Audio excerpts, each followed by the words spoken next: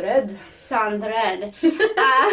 Okay, and you'll understand why that name is so unique in just a minute. I am so excited to finally start my series on Meet the Makers here on YouTube. I don't know if it's necessarily Meet the Maker Mondays. It's just Meet the Maker, or Makers and Creators. I'm still working on defining what this is, but it's basically getting to know makers within our network and learn more about what they do and why they do it. And so we're going to get started. Okay, so like I said, we're here with Laken Chapman Sandrød. So where are you from and where are you currently living, so everyone's kind of on the same page here?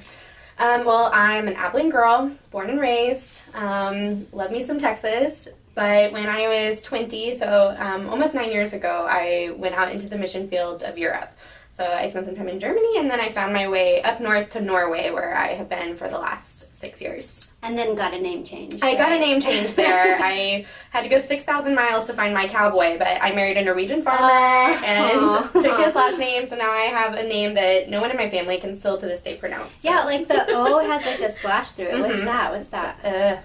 Oh, it's a different sound than our alphabet. That's crazy. Yeah. Okay, cool. And you guys have 2 kids now? We do. We have 2 little girls, one that's 3.5 and one that's just turning 2. Mm-hmm. Awesome. So just on a brief note, so I saw like an information piece, like a brochure of like her missions, probably like 10 years ago. Yeah. It was a hand-drawn piece, and so I've always been just really in love with hand-drawn branding and that kind of thing. And so I was like, who is this girl? I want to meet her. Way before Instagram, way before social media, and I kept it for myself. I just loved her packaging. And then I saw an updated version with the little drawn little man next to you, and I was like, oh, she got married, never knowing who she was. So then years and years later, we have families, and she's still in Norway. And then of course we have Instagram now. Yeah. And you found me. Mm-hmm. But we also have mutual friends that moved there, and right. So they were kind of like, yeah, you need to meet the Harmels, and they told us about you and your creative family. And then what? Yeah, so then I started stalking you on Instagram a little bit, and just like loving watching the evolution of a People Party production. Awesome.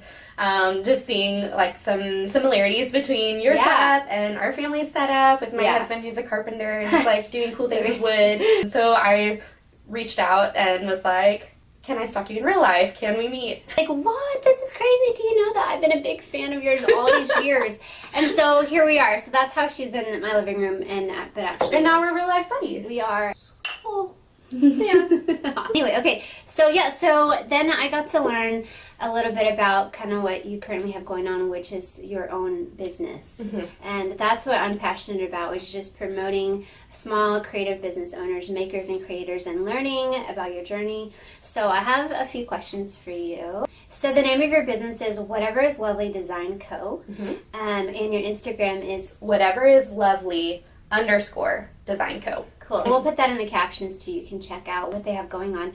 Tell us just exactly, what is your business?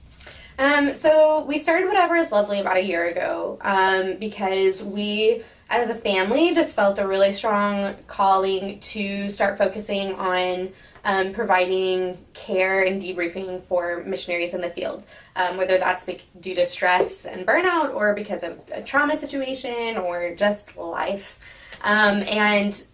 Because of that, we saw a need to fund that, and we asked God, how do we fund that? And he said, start a business. So Whatever Is Lovely was born out of this dream of funding care and debriefing for missionaries around the world. So you saw a need, and then you realized, like, oh my gosh, like, I am going to become an entrepreneur to help fund this underlying cause. Mm-hmm. What do y'all specialize in as far as like what y'all sell or what you guys make?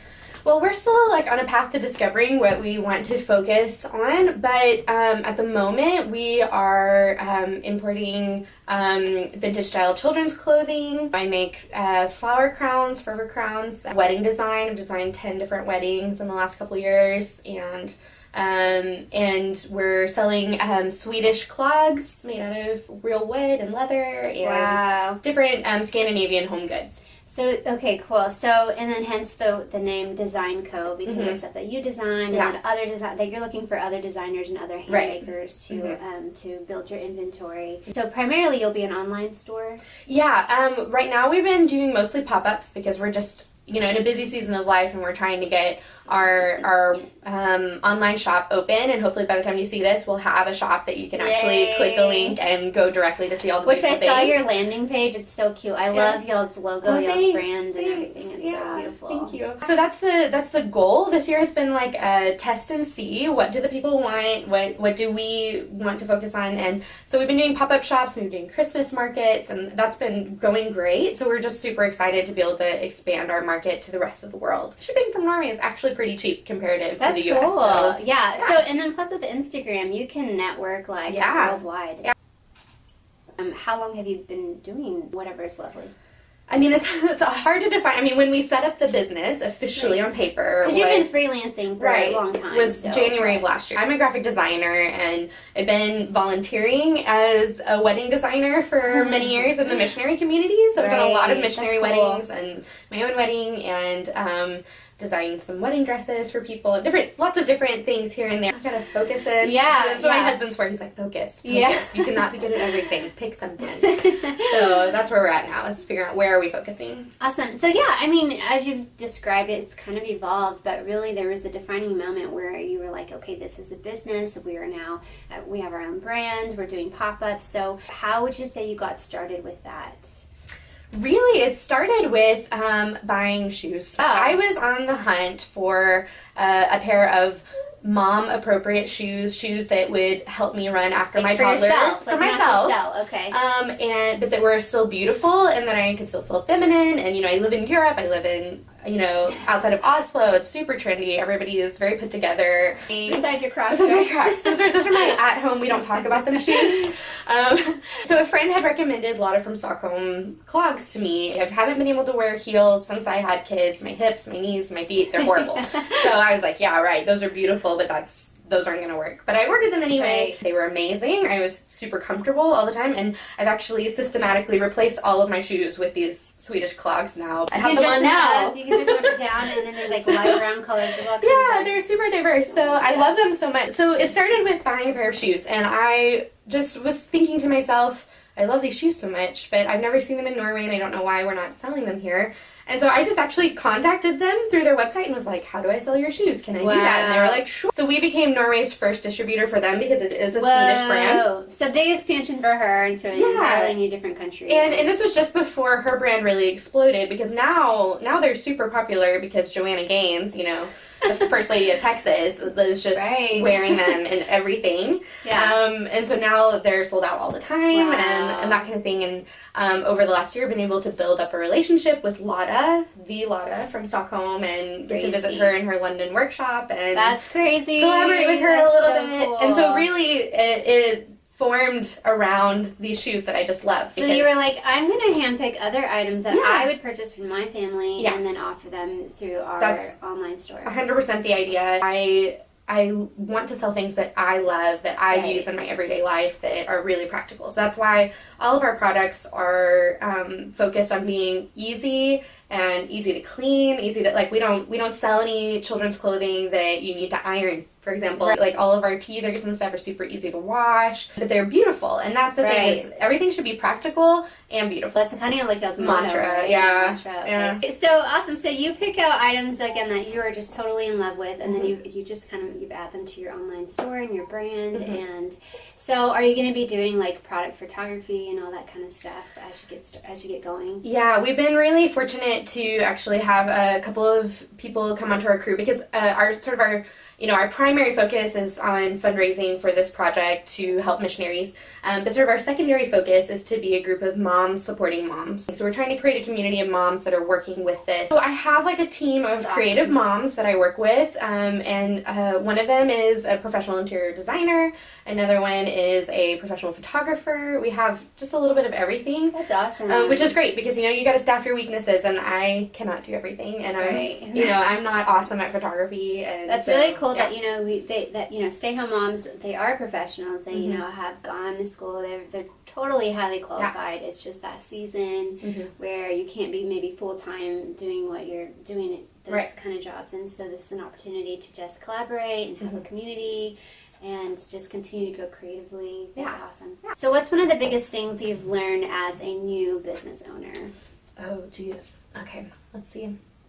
I think just not having a background in business, it's been hard for me to like follow the trends and know, okay, what's the best way to promote myself? What is our market? How do we reach that market? Like having that kind of thinking. But isn't it crazy that even without that background, I think people that have had that background are also having to relearn so much because, marketing and, how to market your online business or boutique is constantly evolving and changing. Yeah, and it's like, definitely. oh, now there's IG story. Like, definitely. Now there's, Yeah, it's one of those things. So, yeah. Well, cool. Well, we'll be learning together. Yeah. So what have been some of your biggest challenges as a creative business owner?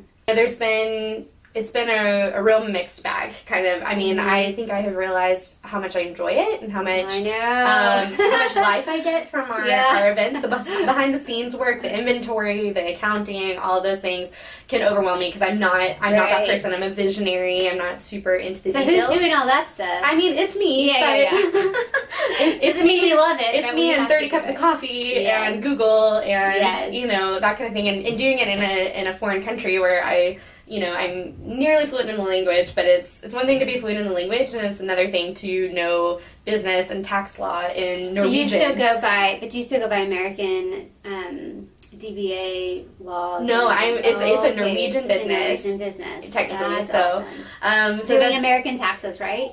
No, it's all in Norway. Okay, everything's being done in Norwegian in Norway, but that's crazy. But it's a whole other ball game. So it's a steep learning curve, and I still have so much to figure out. But I think if I've learned anything through this time, it's that I can't do this alone. This could not happen as a one-woman team, and I'm just so thankful that the Lord has put other women around me who have a passion for the same thing and really have grabbed hold of the vision and want to carry it forward with me. So you are currently based out of Norway. I was going to say how, but we talked about that earlier, is that you are a missionary based out of Norway. And so how does this impact your business, you think? Well, I think just being in Norway as a missionary and having that mindset has definitely impacted sort of our focus and the way we do our work, because I think we operate a little bit more in the thinking of like, this is God's economy and we don't have all the answers, but He does. But it's been really cool because I think this is something that has felt too big. This has felt way bigger than us, and I feel like because we know that we can't do it in our own strength, we've been able to see that God is picking up the slack. Like we're all in, and so is He. So it's been really cool. Right now we're focusing on like the development of the business and the inventory and marketing, all of that. Mm-hmm. And then as those funds start to come in, the development of the actual place, the ministry itself. Ministry, and like which is going to include the interior.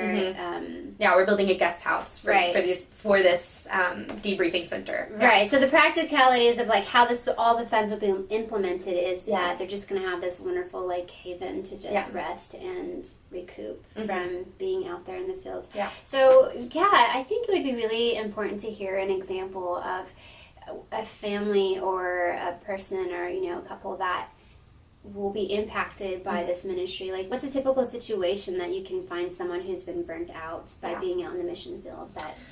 As missionaries, we have access to a huge network of missionaries around the world, and especially in Europe. And we see that even in the mission fields that we would think would be less stressful, that are closer to home, being in England or being in Western Europe and that kind of thing, it's just there's still a lot of culture shock that can happen. There's a lot of, the reality is that missionaries are just people, and it's a very relational workplace, and so things can get messy sometimes. It's like not like clock in, clock out. No, it's like you are the job. The thing is too that people who generally choose this type of work tend to be very servant-hearted, hardworking people, and it is not easy to stop. And boundaries, right? Yeah, and we created this ministry out of a felt need. Like, we really saw that among our friends and among our network, we were seeing that there was just nobody pointing at them and saying, "Hey, stop! It's okay. You can rest. Right? Like, you can go on vacation. You can take time to care for yourself a little bit." Because our whole thing is that we know in basic business principles that it's in theory, it's cheaper to keep a customer than to get new ones. So the same principle sort of applies in the mission field, that like, wow, how much better would it be if we could keep our missionaries long-term in their field so that they can be effective than to constantly be trying to recruit people to fulfill this 2-year turnover rate or that kind of thing. So that's what we want, is we want to see individuals and families that are thriving in what they're doing and who are healthy and life-giving wherever they are. And so, for example, we have a family right now that is sort of our prototype in this ministry, who have been working in some really dark areas in Europe, in the red light districts, in human trafficking. They've been working a lot with sexually addicted men, and it's just been very heavy. Wow. And they're raising their little daughter in that setting, and, trying to, do life as husband and wife, and it gets heavy. And so consequently, their own relationship, is just under a lot of strain, I imagine. And so to be able to have a place, will the place have a name? That we're working on it right now. So that's something that's in the works, so we're not sure what to call it yet. So that's something we're still asking God. But that sounds like such a dream, to be able to be in an environment, in a situation to where even maybe financially you just don't know how to transition out of that. Right. But then because of this program and this ministry that you guys are building, they can have a place to go where it's okay to just stop and not have to figure out how to how to even work out the finances and all that kind of stuff. So it's Whatever is Lovely Design Co., which is the business that's going to continue to fuel and help grow and develop this brand and this ministry that you have here. Right. So, which is actually on your home, your home, in a beautiful farmland. We've been in the process of renovating an old farmhouse in the Norwegian countryside. So, on a beautiful organic farm. I can't even talk about it. It sounds so pretentious, but let's just say there's berry bushes everywhere. Hey, it's Norway. We expect it. There's sheep and cows that come up right to our fence, and what better way to beautiful. recover than in an environment like that? It's super peaceful and super gorgeous, and we just feel that it's a place of peace. In dreaming about this with my husband and with our friends, we've been dreaming for a place that's 10 times more beautiful than our own living space. That's just people walk into it and they want to cry because they just feel so. Dude, partner with massage therapist. Yes, Norway, but that's on the list. I know. That's the whole thing. Is we want to ask people before they come to us, what is it that you need? No holds barred. Do you need to see a dentist? Let me just tell you, there are a lot of missionaries who don't go to the dentist for 15 years. That's crazy. We don't think about that. You just down prioritize it. There's always something happening. You're always, being presented with an opportunity to bless someone else with money or that kind of thing. And it's a good thing, but, we neglect ourselves often. And there's, I know a lot of people who don't dare to spend money on dates, and that's something that we've been thinking about a lot since we got married, and so we actively try to give part of our tithe just to send missionaries on dates, because it's a small thing, it's huge. But it's huge in the long run, and in the course of sustaining a marriage, and loving each other, and just feeling permission to do that.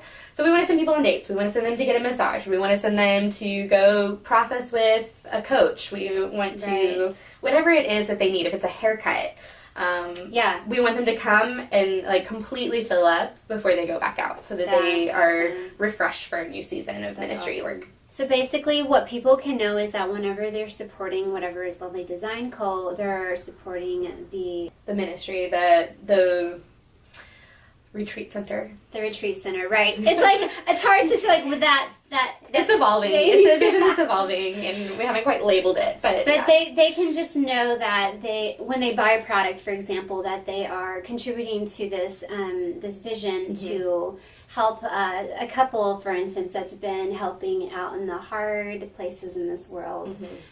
So we might not be the ones that are on the mission field, but by purchasing something that is also going to be nice for us and our family to have, it's also helping what you're trying to do with your ministry and you and your husband. So awesome. Well, I have a couple more questions, and so we had a little glitch with the camera, but we're back.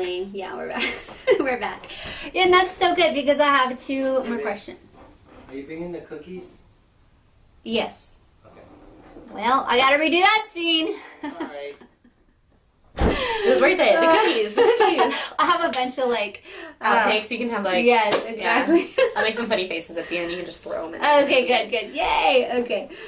Okay, so the bottom line the question I have is, what is the bottom line or main idea of your business? And we kind of went over that a little bit, but if we could just be like, it's 1, 2, 3. How can you simplify this? Okay, so our primary focus is on funding this ministry to serve missionaries. Our secondary focus is to be moms for moms, so momtrepreneurs working together to make this happen and to serve other moms around the world. And then the other really cool thing is that when you buy from us, you're not only, like, the profits that we make from our business are going directly into this ministry to serve missionaries, right? But most of our products, the vast majority of them, are things that we have purchased from makers who are missionaries, who are moms around the world. Right. So it's like trickling down. It trickles down. So you're supporting missionaries all over the place just by buying through us. Things. Yeah.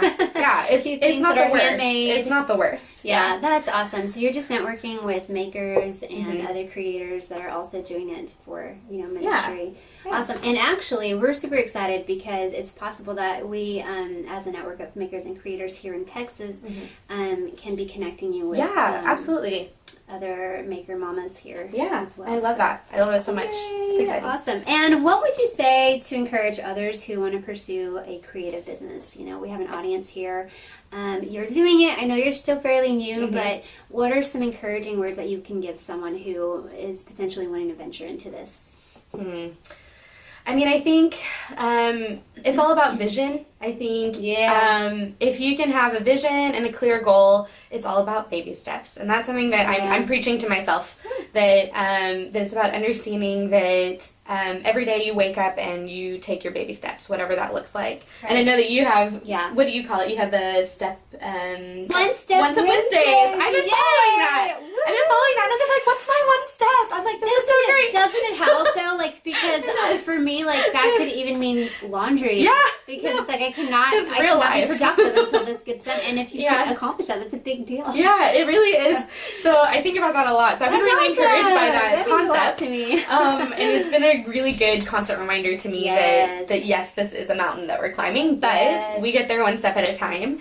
And just to keep that vision ever before you, and to remember, like, to think about your why. Like, whenever you're... Yes. Dude, you haven't even seen my last YouTube video, and it is about the why. Okay, I'm all about the why. Sometimes the why, like, is having to remind yourself, like, why you're doing something for free, that you're not getting paid for, which is what a lot of business owners have to do, is that you're doing a lot of business development and networking, and those kinds of things don't, bring you a check. Right. So remember that why. Like, why am I doing this? Knowing your purpose, knowing why you started doing what you're doing, where you want to go. I think that having those things in front of you are going to be forever the most encouraging thing that keeps you going. So, wow, I can't believe that you are going to be on a plane now. Yeah. In the next, couple days? Yes, heading back to Norway. And thank you so much for just taking the time. Yeah, it's been amazing to see and stuff. It's been really fun, and I hope to be back and visiting a People Party production in the future. So, yeah, whatever is lovely. I don't know if it's focusing. And yeah, you can find her on Instagram. We'll put that up in the comments, and she'll be working on her website. So whether or not it'll be done by the time we publish it, I don't know, but we will let you know when that launches. All right, guys, see y'all later. Or in Norway we say school.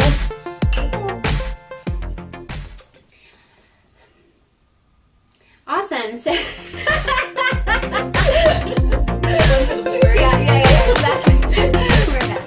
And that's so good because I have 2 more questions. Are you bringing the cookies?